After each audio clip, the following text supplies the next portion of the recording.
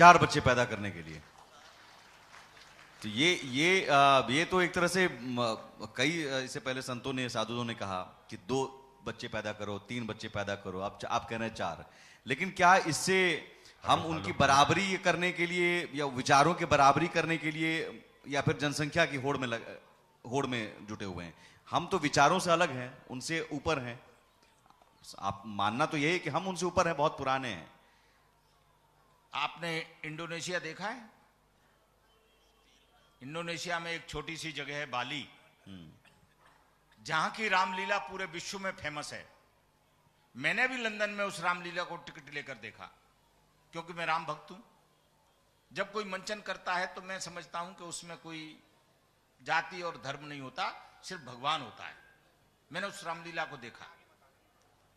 Indonesia एक हिंदू राष्ट्र था, परंतु आज दुर्भाग्य है कि हम वहां अपने विचार और इसी बातों को हम सोचते रहे, और हम पूरे विश्व में जो अधिकार हैं वो वोट से हैं। लोकतंत्र का जो अधिकार मिलता है वो वोट से मिलता है।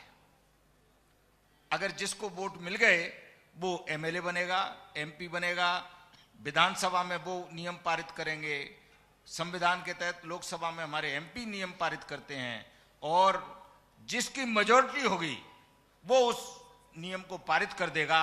और उस तरह, जिस तरह इंडोनेशिया की संसद ने नियम पारित कर दिया कि इंडोनेशिया को मुस्लिम राष्ट्र घोषित कर दिया जाए, उसी तरह अगर हमारी आबादी कम रही तो हमारे वोट कम हो जाएंगे, और वोट कम हो जाएंगे तो हमारा लोकतंत्र कमजोर हो जाएगा, और हमारे अधिकार उन लोगों पर चले जाएंगे जो इस देश को नष्ट करना चाहते हैं। खाते हैं यहाँ की, बजाते हैं पाकिस्तान की। तो हमको ऐसे लोगों से सावधान रहना है। और हम एक सवाल आ रहा है हमारे वरिष्ठ सहयोगी अजीत जी। महाराज जी, मेरा एक सवाल है। आपने जो अभी बात कही कि 4 बच्चे, तो हिंदुस्तान में इस बात को लेकर कोर्ट ने भी कहा कि अगर ये आप चेते नहीं तो अल्पसंख्यक जो हैं वो बहुसंख्यक हो जाएंगे और बहुसंख्यक अल्पसंख्यक। आप भी उसी लाइन को आगे बढ़ा रहे हैं। तो क्या सनातन को बढ़ाने के लिए 4 बच्चे जरूरी है? आपके परिवार को बढ़ाने के लिए कितने बच्चे जरूरी हैं? 2 किस किस को दोगे आप? अजीत जी, हम तो अपने पास देखो, इसीलिए तो सवाल आपसे पूछ रहे हैं। हमारा जो 2 एक्स्ट्रा होंगे वो सनातन के लिए। इसीलिए तो मैं आपको कह रहा हूं कि एक 4 बच्चे की मैं बात कह रहा हूं, तो मैं 4 बच्चे की बात भी आपको बता देता हूं।